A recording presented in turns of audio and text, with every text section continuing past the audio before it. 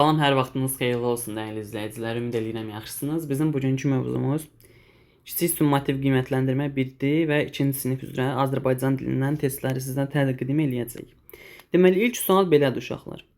Birinci, üçüncü suallar mətn əsasına cavablandırın. Bir qadının qırmızı lələkli, yumşaq tüklü, sarı dimdikli toyuğu varmış. Amma toyuq hər gün yumurtlayırmış. Toyuğun yumurtaları böyükmüş və bazarda yaxşı pula satılır. Qadın olur acgöz. Yəni acgözləşir, o pul gəldikcə. Deməli, bir gün fikirləşir ki, toyuğun yemini 2 qat versəm, onda gündə 2 dəfə yumurtlayar. O qədər elə də edir. Oyuq bol yem yedikcə köklənir və kökəldikcə tənbəlləşir. Axırda tənbəllikdən bir dənə belə olsun yumurtlamır. Bizdən soruşur birinci, oyuğun yumurtası niyə baha satılırdı? Deməli, A lələkləri qırmızı olduğu üçün, B yumurtaları böyük olduğu üçün, C kənd toyuğu olduğu üçün, D çox yemək yediyi üçün. Xeyr uşaqlar, burada yuxarıda deyir axı yumurtaları böyük imiş. Yumurtaları böyük idi. Ona görə də bazarda yaxşı pula satılmış. Deməli, birdə doğru cavabımız B oldu. İkinci sual.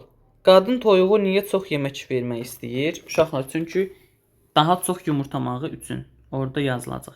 Gündə 2 dəfə yumurtlasın deyə. 2-də də doğru cavab A variantı oldu. Yuxarıda deyir axı, deyir bir dəfə hər gün yumurtlayır, 2 dəfə artırsam 2 dəfə də yumurta vermiş olar. Sual 3. Toyuğun deməli deyir ki, toyuğun daha sonra yumurtlamamasının səbəbi nə idi? Artıq kökəlib tənbəlləşmişdi. Bəli, doğru cavabımız 3-də C variantı oldu. Sual 4. Aşağıdakı sözlərdən ahəng qanununa tabe olmayanların altından xətt çək. Burada mən altından xətt çəkmə funksiyası aktiv olmadığı üçün mən sizlərə deyəcəm hansı sözlərdir. Siz onu yadınızda saxlayıb və KSQ zamanı altından xətt çəkərsiniz. Deməli, yaxınlaşdırım. Acgöz. A qalındır, Ö incədir. Deməli, ahəng qanunu pozulub. Acgöz. Şirində ahəng qanunu tabedir. Arzu ahəng qanununa tabedir. Qovun ahəng qanununa tabedir. Xoşbəxt ahəng qanununa tabe deyil. Deməli, acgöz, xoşbəxt. Sonra fermada ahəng qanununa tabe deyil. Biri də oldu ferma. Tənbəl ahəng qanununa tabedir. Qarğa ahəng qanununa tabedir. Hadisə ahəng qanununa tabe deyil. 4. Qarışqa ahəng qanununa tabedir. Gilas ahəng qanununa tabe deyil. Bu oldu 5. Günorta ahəng qanununa tabe deyil. 6. Meymun tabedir. Qaşıq ahəng qanununa tabedir. Çörək də ahəng qanununa tabedir. Yasəmən ahəng qanununa tabe deyil. Günəş ahəng qanununa tabedir. Keçi ahəng qanununa tabedir. Qəssab ahəng qanununa tabe deyil. Pambıq tabedir. Çiçək tabedir. Qoyun tabedir. Deməli, onda hansı sözlər oldu? Acgöz, xoşbəxt, ferma, hadisə, gilas, günorta, yasəmən. Bu sözlər, bir də qəssab. Bu sözlər ahəng qanununa tabe deyil. Növbəti sual. Sual 5. Ahəng tərkibində qalın, dodaqlanan sait olmayan sözü seçin. Uşaqlar, tərkibində qalın saitlərimiz hansı idi? A, I, O, U. Tərkibində deyir A, I, O, U olmasın. Öncə, hələlik A, I, O, U. Dodaqlanan hansıdır? O, U. Deməli, qalın A, I, O, U-dur. Ondan bir də seçirik dodaqlananları O, U. Deməli, deyir tərkibində O və U olmayan. Aya baxırıq, alov.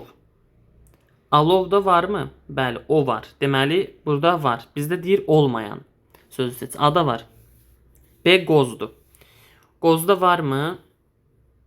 Bəli, var. O var. C, dovşan. Dovşanda yenə o var. Amma balıq sözündə D variantında balıqda A və I var. Bunlar qalın sait olsa da dodaqlanmayanlardır.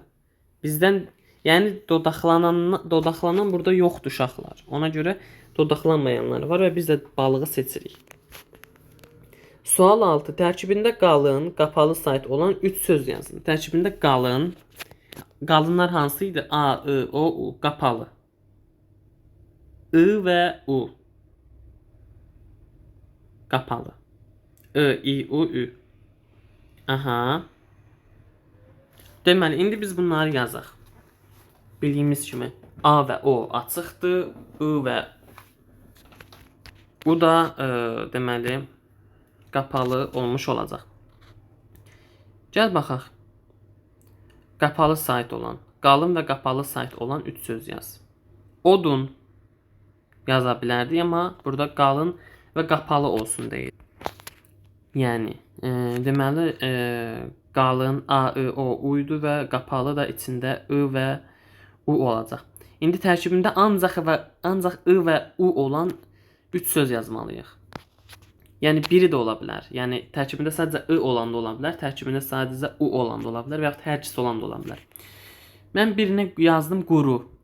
Quru nədir? Ancaq U var. Ola bilər, düzdür uşaqlar. İkinci yazdım qırıq. Qırıq.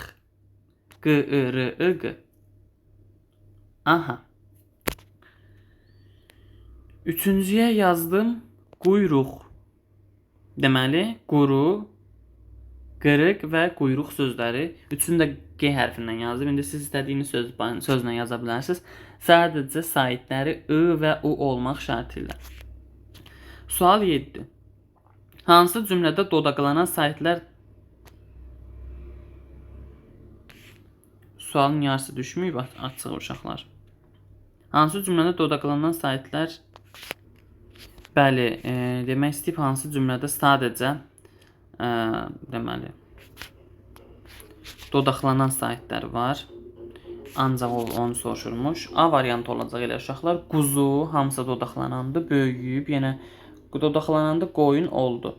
Yenə hamısı dodaqlanandı. Amma B variantında boyu çoxundan A var və uzun idi, I var, olmaz. Böcək Ə var burada, olmaz. D-də yenə süfrədə Ə var idi və s. A və I yenə var. Bizdən ancaq dodaqlananı soruşur. O da A variantındadır. Bütün sözlər deməli dodaqlanan saitlərdir var. Sonuncu sual belədir. Uyğunluğu əldə edin. İncə saitlərin ahəngi. İncə saitlərin ahəngi hansı sözdür? Xiyar, dəmirçi, qurbağa. Dəmirçi. Deməli, birdə B variantı oldu. İkinci. Qalın saitlərin ahəngi. Burada qurbağa olacaq. 2-yə C.